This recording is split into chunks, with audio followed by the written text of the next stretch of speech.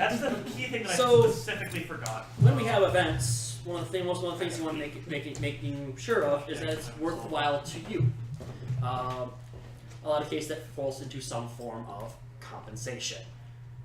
So as we're getting here, keep getting them checks is the name of this presentation. This one came from this one was a joint effort between Jared Williams and myself to start. I've taken over the presentation at this point.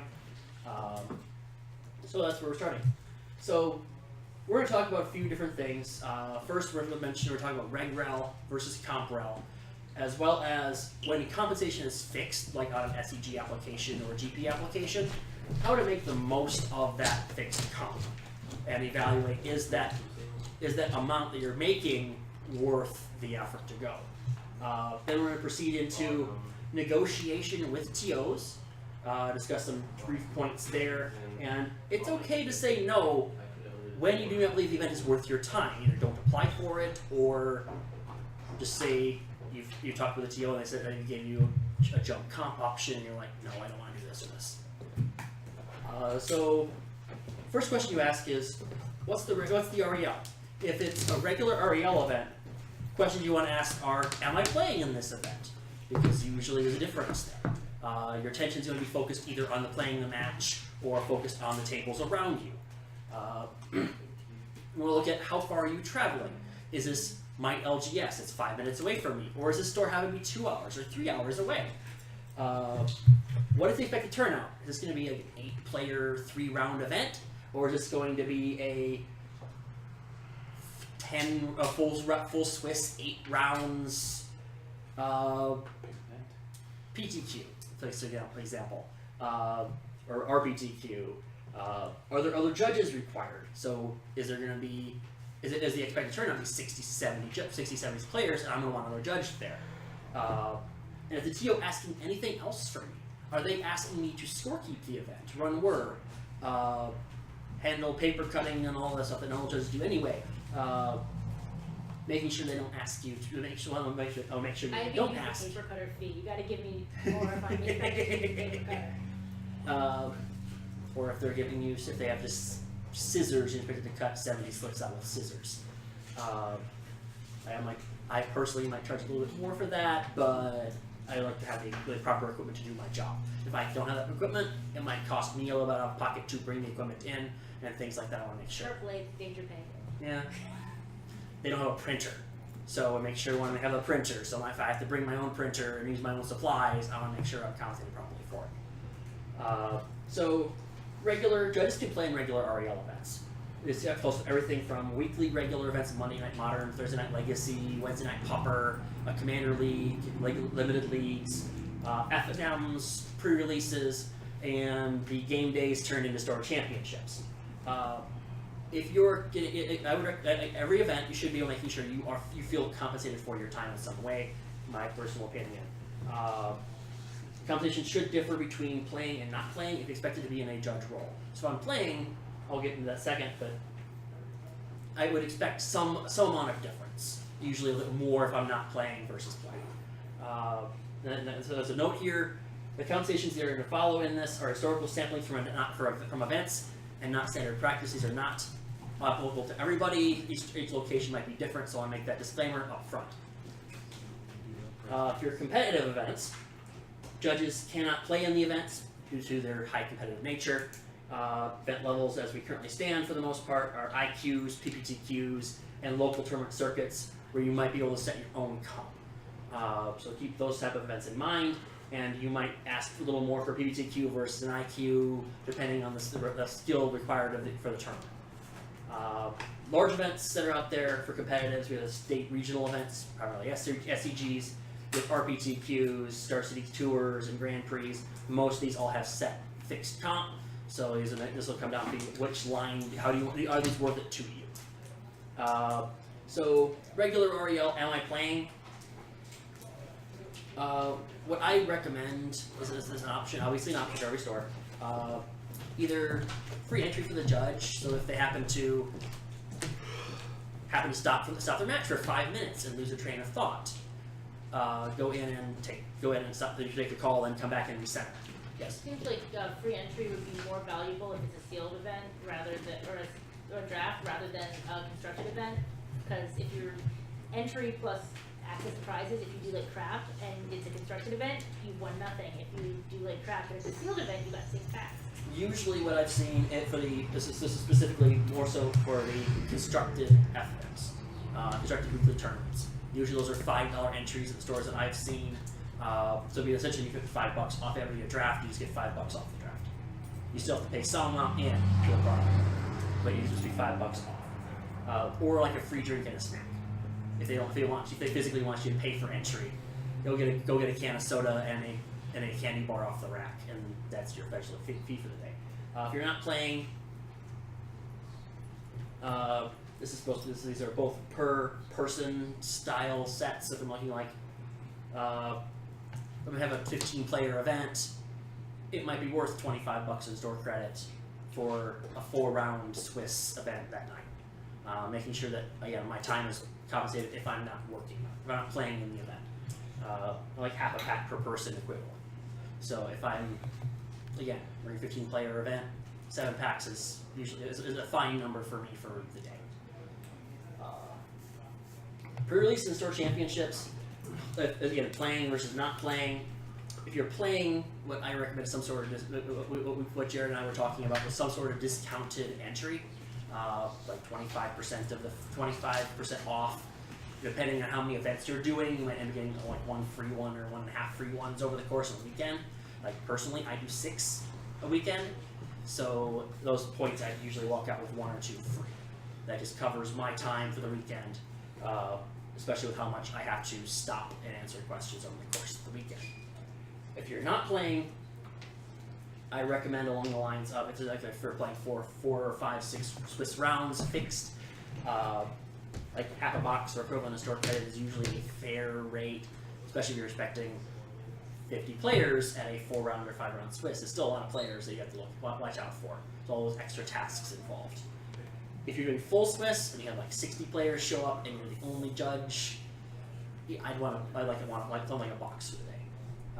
Especially if there happens to be multiple events over the course of the day, just to make it fair. Going to the larger events, keep in mind expected turnout. If you're expecting a low turnout, 15, 20 players, you don't want to charge an arm and a leg for it. You also don't want to charge nothing for it.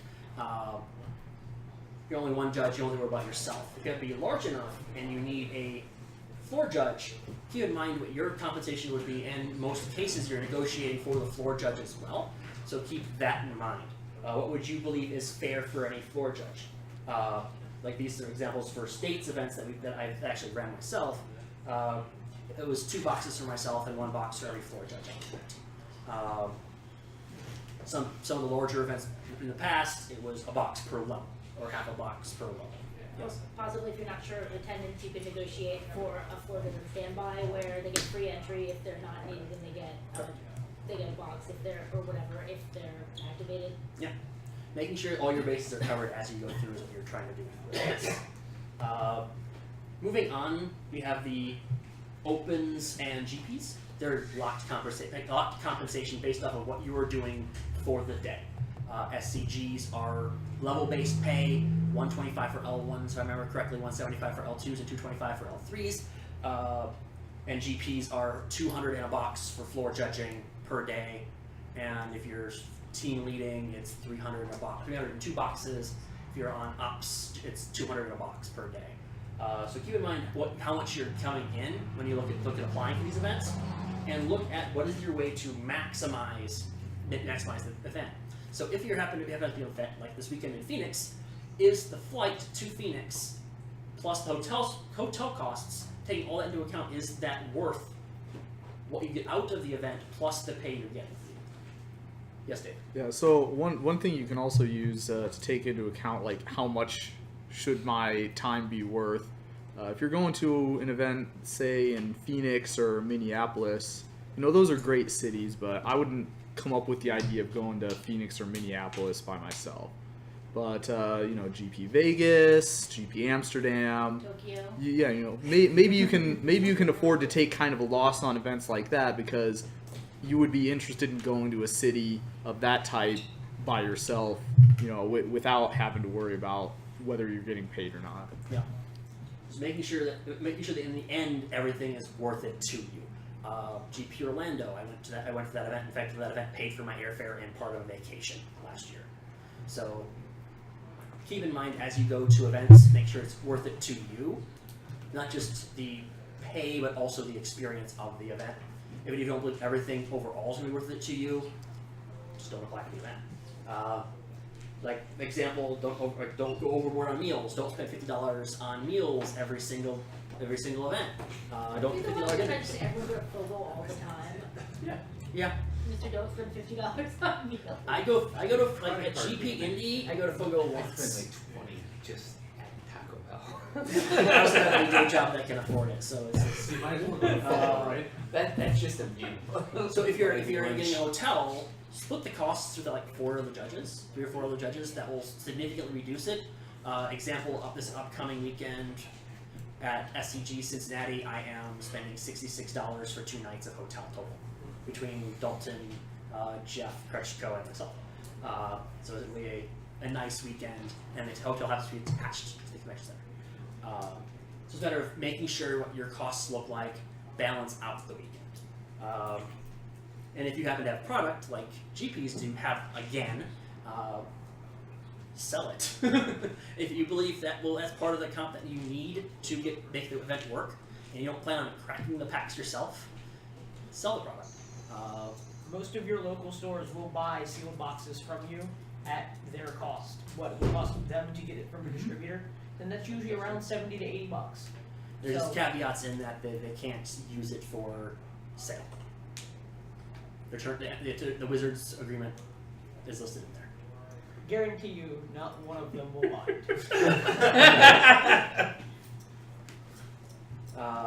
So in a lot of cases, arrange the buyer ahead of time to expedite the process, because you'll be sitting on boxes for 3 months waiting to move them.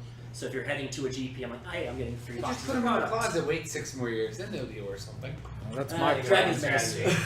Like product like that, I'd be trying to get rid of as soon as I get it, if not beforehand. That's if personally anyone thrown- would buy it. Yeah. I've thrown Facebook posts out there saying, hey, I'm coming into 3 boxes of X this weekend. Anybody interested? And if I usually by the time the weekend actually gets here, I usually have a hit if I post something like that. Or open them for singles and play standard with them like I do. Now we go to the negotiation. Take into account the type and size of the event. 100 person pre-release, if you're the only judge on it, should probably count better than an 8-person IQ. You're doing a lot more work for the 100-person event than that 8-person event. And then how far is it away? Is it in town? Is it 5 minutes away? Or is it 3 hours? Taking into consideration how much time you spent traveling and their costs associated with traveling. All travel is tax deductible. Note your mileage. Note your spending, your gas use, your hotel costs, flight costs. All that is tax deductible come the new year. Especially for GPs, and you have to be paying more than $600 for one organizer over the course of a year. You'll be paying taxes on that compensation.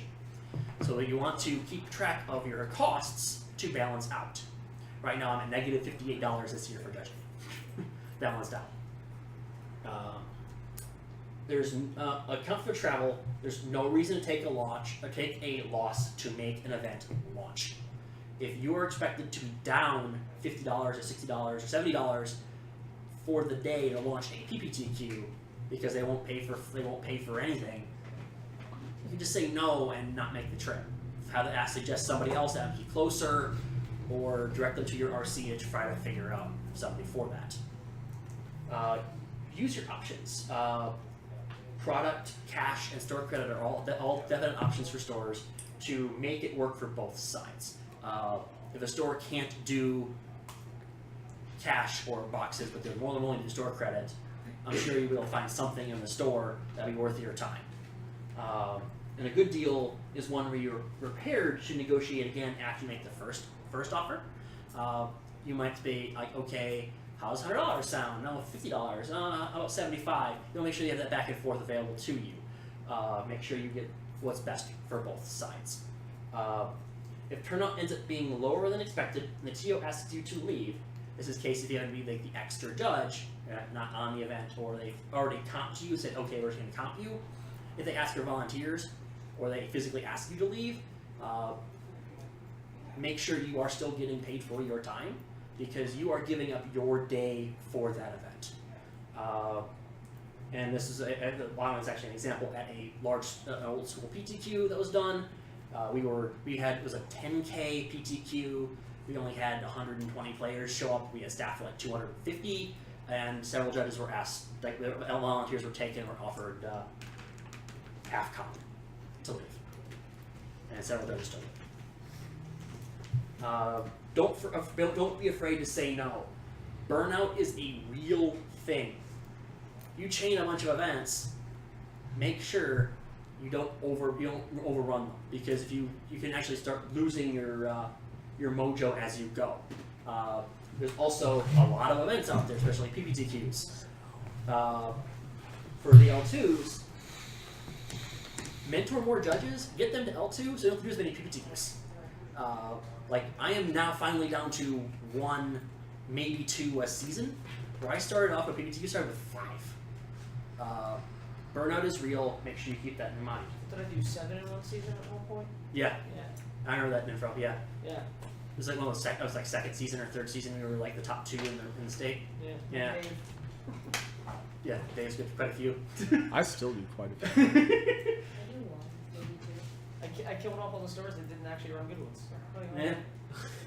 That's actually accurate. No, I just these stores didn't run good events, so they just don't run events anymore. Yep. Again, regardless of the event, there's no reason to take the loss to attend it. If it isn't worth your time, don't do it. Okay, we're gonna do some roleplay scenarios. I need a ideally level 2, but I will take experience level 1s for the TO. Do you TO volunteer? I'm doing the other one, but I'll do however many you want me to if no one else volunteers. I mean, I know I'm on the hook for number 4. I'll do the CO for all of them if you want me to. That's what I'm saying, like. Let's alternate back and forth. Sam, up. Alright. People think Sam or Samantha will be TO. Yeah. Yeah. It's like how the players So are always this is the named setup. Amy. You'll be at level 1, also need a judge volunteer. Ideally, one of the level 1s in the room. Sure. We can volunteer someone if they don't want to do it themselves. That's not volunteer, it's voluntold. Yeah. We can do that too. Anyway, for a while, nobody volunteered for head judge, and I'm like, I'm gonna get the volunteers that want to. Yeah. Oh, okay. Alright, there's your setup as well. Oh, okay. So you're an L1, so your local pre-release, it's your store. Or a new store in your area, I should say. No previous experience with compensation. So they're brand new to the idea of having judges on their end being paid for them. Bring it over, guys. Head over to the site. I'll go over here. You'll have 2 4-round Swiss events over the course of the day. You're getting paid for the day, with an estimated 30 players of each, and you're being asked to do these stories. Go ahead and begin the interaction with your TO. So I've heard you wanted me to judge these events for you coming up. How would you normally handle that situation and assuming you come to an agreement? Don't know, we haven't really done anything like this before. What do you think's fair? Okay, so for sometimes with the events this size, you're talking 2 events Yeah, running yeah. at the same time, 30 people in each? No, they'll probably be back to back. Back to back, okay. So we're expecting about 4 rounds or so for each of those events. So Yeah. we're probably talking about, in store, probably about 10 hours. I mean, after everything is all said and done. Yeah, Get there I a guess little that bit sounds early, right. Yeah. Fair compensation generally for a day is I'm going to be looking for, somewhere between a box to a box and a half to do something like that for you, because I'm going to be doing a lot of work for that. Ooh, I don't know. That's a lot of money. I'm chunking out so much money for all the product for these previous events. I don't know. I don't know if I can give you a whole bunch. Maybe I can give you whatever's left over out of the price pool. What do you think that would be? Who knows? Well, what I'd like to have you do is take a look at your numbers, go over everything, And then since it's about a week away still, why don't you get back to me tomorrow once you have a solid number that you think you can actually compensate, and then we'll go from there. Boy, that's Boy, a this guy. fantastic answer. Yeah. That answer right there is stupid. Thumbs up. Fast forward to the next day. Oh. Like, I don't have math in front of me. What do you want? I'm supposed to be letting him drive the conversation. He drove it right to where he wanted it to be. I'd give him a call and, hey, you got... Yeah, well, I understand that he put that right there out on Prince Street. I was trying to get him to get there. And he did. I'd come back and I'd offer you the box. I mean, because that's probably what I'd end up with is probably And I would about say, 36 packs. Yeah, I can do that for you today, and if it ends up being a lot more people than expected, we'll go from there. If it's a lot less, I understand your new store. I want to make sure everybody's involved and get a good set base for this to happen. Yeah, absolutely. So that's where I'm. Nice. That's what I like to see. That's exactly how to negotiate with the TO who has no idea what they're talking about. If you know more than them, drive the conversation. Next up, we've got another example. Samantha's going to help with this That's TO. what we talked about before. Yes, so, Are you free to buy a car? okay, I need another volunteer to be the judge. Now remember, we'll volunteer someone if you don't want to do it. And I'll let you know that was actually Talking to fun. you over here. Somebody That was come fun. negotiate with me. Come on. And here's your setup as the option here. The event is an IQ in 6 weeks from a pretty popular store with a comp REL crowd. He means the store is pretty and popular. It's very aesthetically pleasing. Oh wow. The requirement on IQs is now level 1. There's no judge listed on the Facebook event. You are in level 1 that lives an hour away from the store, and you contact the store and they ask you if you want to do it, and you respond with yes, you're interested in how you can set up comp. So, do any volunteers before I snag somebody out of the crowd? Send it the TO spot right over here. Ah, crap. I I was just told to make it entertaining. But you know, obviously, you're on the side. Like here or there. Do whatever y'all Where's want. better for As the long as camera? you're You're very tall. This So. one? Stand on the other side of If the you were TV. standing where I am, but I was standing where he was, would it be easier? Just go over there. Okay, Alia Yakta est. I can't take this conversation. You can stand up. Short dresses are people too. It's about the same difference. All right, we're good. Yeah, but it's the appropriate direction. Okay. Anyway. Vertical? So, yeah, we are looking for a judge. I would love you to judge our event. That sounds great. How many people are you expecting? So I don't know exactly. We don't have numbers, but in the past we've had roughly 35 to 45 people. How many rounds? Appropriate round. It's an SCG event, so we're required to not cap the rounds. It's the rounds based on attendance. Okay. And would I be doing scorekeeping as well then? I can help out a little bit with that. I mean, or maybe not me personally, but I have a store employee who's going to be working the register, so they could take a couple slips and put some stuff in, but you'd be doing like the Doing most of it. carrying and Yeah, most of it.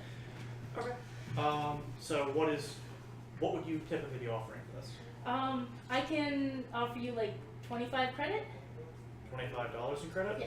That's rather on the low side, unfortunately. Well, we try to price our events competitively for the players, and we want to make. That's why we get such great That's turnouts. And so we Uh, want to make sure that these players don't have the prices hiked, and so we really just can't afford that much compensation for the Right. judges. We want to make sure you get something, so that's why we're offering you the $25. We're looking for running a good event. That's kind of the most important thing. It's a good event for the players. Right. Right? If No you matter were- how cheap it is, if the event isn't good.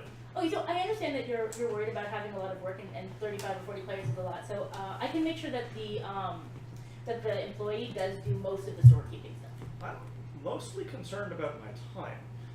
I have the knowledge for this, but you're aware, first off, I live an hour away from you. Oh, I didn't know where you live. I'm sorry. Oh. I would want to compensate you something for the travel. How about like $40 in credit? So I would have an hour travel to the store, an hour travel back. So that should cover gas. Yeah, and then the 4 to 5 hours working your event. Okay. At this point, I'm making twice as much money staffing the register at McDonald's. I Masters in engineering. Okay, and you know that a store is not able to pay you for. And first of all, you're not doing engineering work, so I'm not able to pay. I know that you're not saying that I should pay you as an engineer because you're not doing engineering work, and also you're not doing McDonald's, which is extremely boring work. Like that seems like something that neither of us would want to do. I like running this game store, and I'm sure you became a judge because you enjoy judging. Absolutely. And judging is a volunteer thing, and I definitely want to give you something for your time. So I'm obviously not expecting you to do my event for free. Like that's definitely not. But as I said, we do give competitive prices to our players. We don't have that much extra for the judge. I can go up to like 50 credit. Unfortunately, I have no issue with you getting back to me or just seeing who else might be interested. The value to me of a Saturday of my time is worth more to me than $50. Okay, well maybe we can work together in the future. Of course. Good.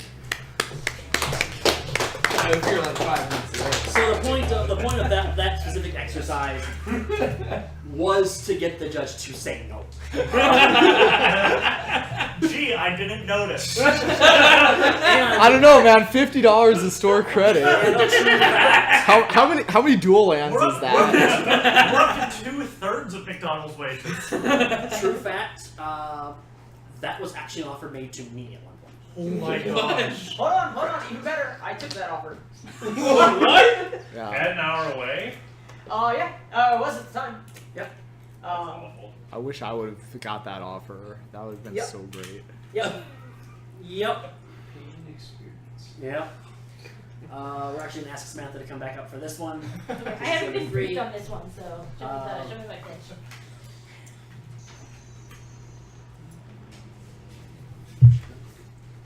Someone threw in this whole you doing the scorekeeping. I mean, I think that was That's fair. very fair. Scorekeeping is very difficult.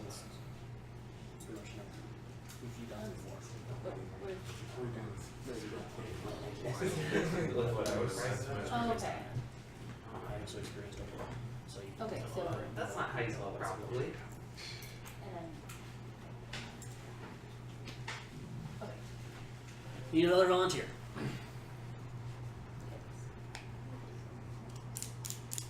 Anyone? Dave? Let's go ahead and bring up Dalton for this one. Okay. Basically, like the same thing as having. So this is our L2, right? This Almost. This is our L2, correct? Not the local L1. Correct. Okay. Okay. Cool. Dalton, you're the L2. This is your situation. You can take you an Is hour he away. contacting me or I'm contacting him? He's contacting you. As you're aware of each other, but We haven't you haven't worked together together before. before. Cool. Hey, it's nice to see you again. Hey. So I see that we have this PPT coming up Mhm. at your store. So I was wondering what kind of compensation you're expecting for the event here. So yeah, I know that you've worked with name of competitor store that's in the Of same course. town, and that at the Amazing Games store, Yes. and I heard that you did a good job, and so I'd really be interested in you judging our PPTQ. Great. I think Well, I'm that I excited to heard hear that. great things from the players about player experiences. So I think you'd be a good fit. And we are expecting about 35 to 40 players for this event. It's a PPTQ, so it's Swiss rounds based on attendance. But we haven't had under 30 for any of our recent Okay. ones. So we're looking at And about we need you to scorekeep. You would Okay. have the help of a local L1 in the area who has been judging our FNMs and stuff and is interested in floor judging a PPTQ. So you're have that familiar with help. them? Yeah, I'm familiar with the L1, and so yeah, they would need to be like mentored a little bit and taught some things about deck checks and things. And worked a competitive event. Yeah, we could definitely help them out. So, do you have an idea what you're looking to get comp for this? So for a PPTQ like this, I personally live an hour away from your location. Okay. So I would be interested in reimbursement for gas for the travel there. Okay. But for an event this size, we're looking at about, what is that, 6-7 rounds of Swiss, with our cut to a top 8. So we're looking at probably 9-8 rounds of play. So we're looking at about,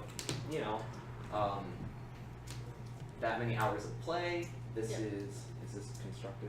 Yeah, is this sealed or? Standard. Oh, sorry, I didn't see. Oh, And it's standard. Okay. All right. So no construction or anything. So we're looking at about that many hours and 2 hours of travel here. So I'm going to be putting in about 11 hours this day, 12 hours. Sounds about right. So I'm looking at probably about a box and a half in order to be the head judge of this event. Okay, would you be, so the floor judge, I guess I'll comp them, they'll probably get like half a box or, cause they're also getting mentoring opportunities, so, yeah, I can do $2 between you and the floor judge Have and you everything. discussed with the floor judge what they're to expect? Yeah, we've talked about it, they're really excited about doing their first Confario event, so, They are? yeah, they're And into you talked it. about the price for them as well? Yes. Okay. I roughly, but we're gonna hash it out. Roughly. But it okay. won't affect your comp at all. Okay. Well, So yeah, I can do a box and a half. a box and a half to sounds you. great for me, but I would And also like to talk also- to our other judge Oh, and see absolutely. if I'll they put are you guys in also okay with contact. that. I'll put you guys in contact. Okay. You guys will both also get free drinks and snacks throughout the tournament, Okay. and we will be providing lunch. Oh, So that would be great. we want to keep you guys energy up. Okay, definitely. And yeah, so this seems like it will work out. This is the day of PPTQ. You're free. You're good. Yeah. Okay. Cool. So yeah, if that sounds great, and if we can get in touch with the other floor judge as well, and if they're fine with the offer, then I would be happy to accept this. Yeah. Okay. And you contact them and they're fine with it and put you guys in contact. Okay, great. Thank you very much. Cool. Oh man.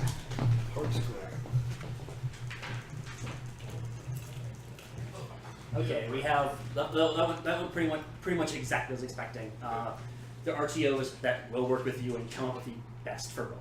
That was probably one of the better examples that I've seen. So good job, both of you. Next up, we have this one, Sam. This is a PPTQ, 2 hours away. You're in L2. The event does not launch, and the previously agreed comp for the day was a box. I have a volunteer for this one. You almost had this. I want guy in the blue sweatshirt. We're volunteering. It's being changed to guy on the blue. I don't know names. The paperwork is pending. What is your name? I think it is Jacob, the I'm newest saying, judge here too. Nice to meet you. Nice to meet you. So yeah, our event just didn't fire. There's 3 dudes here. This is a bust for the day. Well, I understand these things happen. The players don't always show up. But we agreed previously on 1 box, so does half of that sound fair to you? Oh, you didn't do anything. How's like $10 sound, man? I still showed up here. It took some time out of my day. I drove here, showed up, expected to work. I think it's fair. Yeah, that's just not my problem. Like I can comp you for the gas, and like I think $10 is more than fair for that. I don't think that's right. It's not worth my time, honestly. Yeah, man, yeah, I can go up to $20 tops. That's it. That's all I can give you. I'll take what I can get, but if this is how you treat your judges, I will not be judging for you in the future. Hey, fantastic. You gave me the exact same answer that I did when I had this exact same problem. That conversation went exactly as it happened. And I told him I wouldn't work for him ever again. And then, in fact, I told all of the other judges in Indiana never to work for him again either. And he no longer runs events in his store that aren't F&Ms. So yeah, don't be bullied. Is the goal here? Is don't let somebody push you around. If you've taken time out of your day, make sure you get what's fair for it. Be nice about it. It's harder to walk away when you're already at the store. And Yeah. You can't. Yeah. And in fact, I even had this guy on the phone. I didn't even have him in person, and he was just a dick. And Well, he was actually pretty fair on doing at least half. that's exactly what I said Yep. 100%. Exactly the case. So- He contacted me first about this, in fact. Yeah, I was like, dude, there's like 3 people here. What are we gonna do? Like, I waited around for an hour and a half. So what? So he just didn't. So you He took didn't- 20 or something. He didn't advertise the event. He didn't put in any legwork. He wasn't even at the store. He offered me $10, and I was like, dude, I need at least 20. I've been here 2 hours. That's $10 an hour.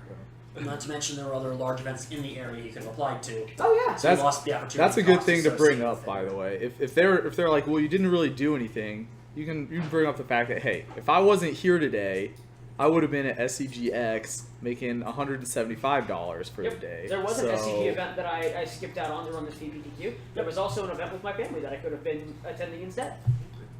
So make sure the event is worth your time, no matter what that time you think is worth. Yeah, and this is always going to be a risk. If you've never worked with this with a store owner before, this is always going to be a risk that this happens. Once you get a relationship built up with a store owner, and you know that they have a good reputation for doing sufficient advertising to make their events, fire and have a good relationship for both of you, then you're not going to have to worry about this anymore. But if it's their first time running a PPTQ, it might be worth mentioning. Yeah, so how many people do you usually get, and Have you try and probe whether you think that this might be a risk for you or not. Another thing is ask live. Ask if any of the judges work for said person. Absolutely. Said store. We have all But kinds remember, of networking like tools for a reason. example, there are some chains that are owned by separate people. This is Not correct. the entire chain is bad. Just the people running that Unless they're gaming specific guilds, store. in which case they're all. That was exactly the case with this store. It was. I know exactly what store you're thinking too. This was a game preserve store, so not all the game preserve stores are bad, but when they're owned by separate people, you can never tell. Yep. Yep. Thank you much, guys. So this wraps up this presentation on compensation negotiation. And it's okay to say no. Any questions? I got one for you. What's up, Tom? Alright. So I know that you and Jeff are in the same area. Yep. Chances are you talk to each other about what PPTQs you're gonna run. Do you talk to each other about pricing? Do you try to unionize and figure out what's fair? Well, we sure don't call it that. That's Southwest Collaborated. No, There you go. Southwest actually did something like that. Cause I used to, when I started judging, I was in LA, and yeah, Southwest region put together a document that was like, if a TO is not aware of what best practices are, like the first example, the TO had no idea. We have a document we can send them from the RC about and it was basically for PPTQ, head judges get they want head judges to get 2 boxes, and then 1 box for a floor judge, or 1 box for a non-required L2 event, and then if there's 40 plus people, then you should expect to have an L1 floor judge, and then it's possible, if you're not sure how many you're going to get, have this floor judge be on standby with free entry into the event with compensation if they get activated with over 40 players. And this whole thing was written out, and I don't know if they're still doing it, but they were trying to get all the stores on board to be flat. A lot of the key with those type of documents is best practices. There's no legal you way can't we force can them say to do it. this is what the pay is flat. But you could say all these stores are doing it, and I'm not going to work for you if I can get a better rate there. You can always say no to a rate that is not acceptable to you. I only work 1 store in Indy. That's my LGS. I have a ongoing 10% off everything in the store, which allows me to reduce my per event costs a little bit. So I'm like a box for PPTQ. Sure. So it works for me. I think Jeff's close to the 150 range for the stores in that, for as long as he works in that area. And I know he was running a 25 player today for the around the 150 mark as well. Out in Richmond, so for 3 hours from here. Yeah. Sometimes it's also frustrating when you have a judge in the area that's a really nice guy who's oh, I love judging and I'll do it for favors and buy me dinner somewhere and stuff, and then they're the regular judge for the store, and they've been doing it for the last 6 PPTQs, and then that person is unavailable for whatever day they do one, and they need to get another judge, and that judge is trying to negotiate. But this other judge that always does it for us does it for this rate. So don't like lowball it too much because then you kind of screw over other judges in the area who. Yup. And that's exactly what happened in scenario 3, or was it 2? Scenario 2. They had a judge who was the local judge who did it kind of for favors and like a little bit in store credit here and there, and it was no big deal because he lived on the college campus in Lafayette. He lived on the college campus, and he could walk to the store, and it was no big deal. And so when they were contacted, Pat and me, it was, well, this is what we got.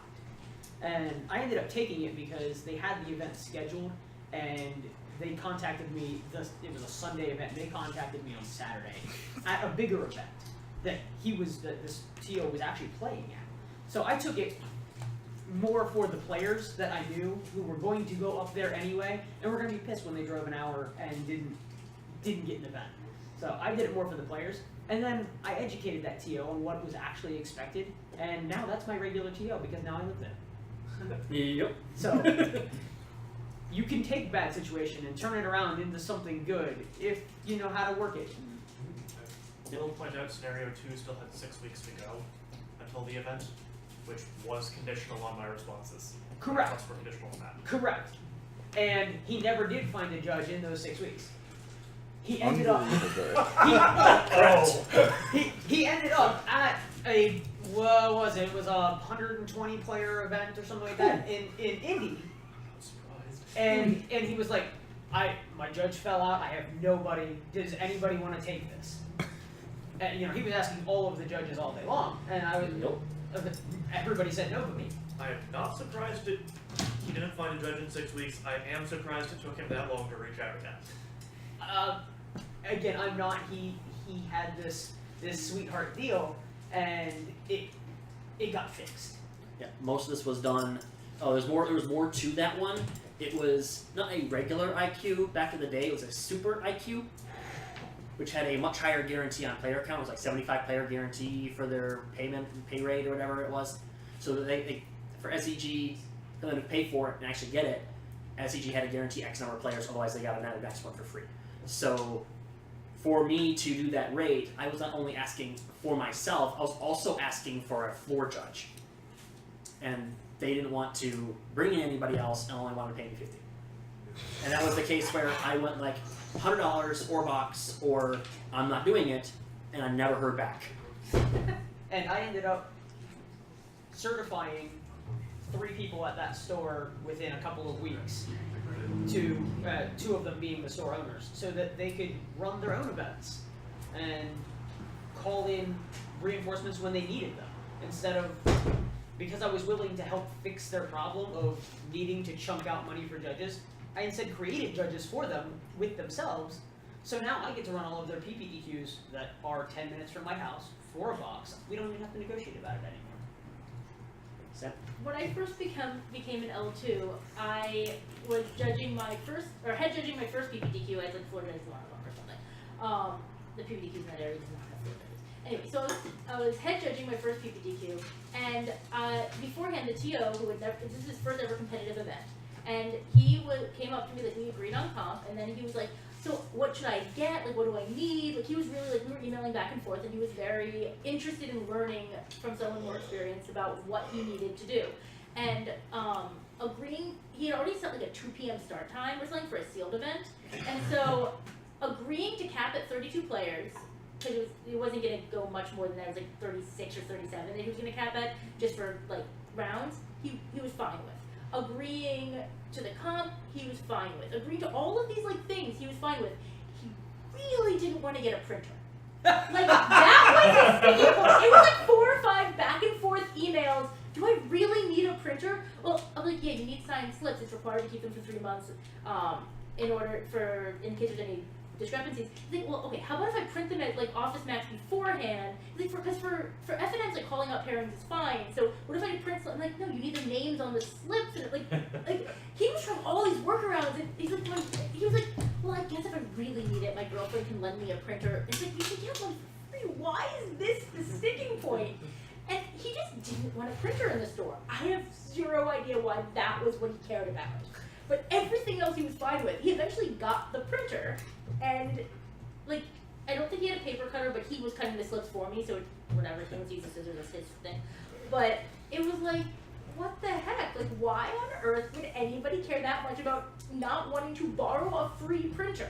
He must have had some office space nightmares. I don't know. His girlfriend apparently just had gotten a new printer, so just gave him the other one, which he could just keep like permanently. But that was in the negotiation. It was not about comp. It was about, does he really need a printer?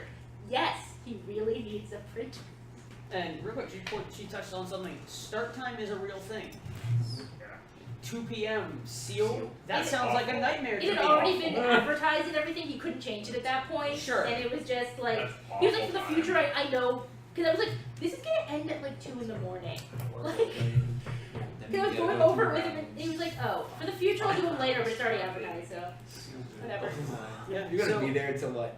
9, 10? No, so like, if you did rounds based on, if things went long and you did rounds based on having 36 or 37 players rather than 32, it would have gone to 1 or 2 in the morning.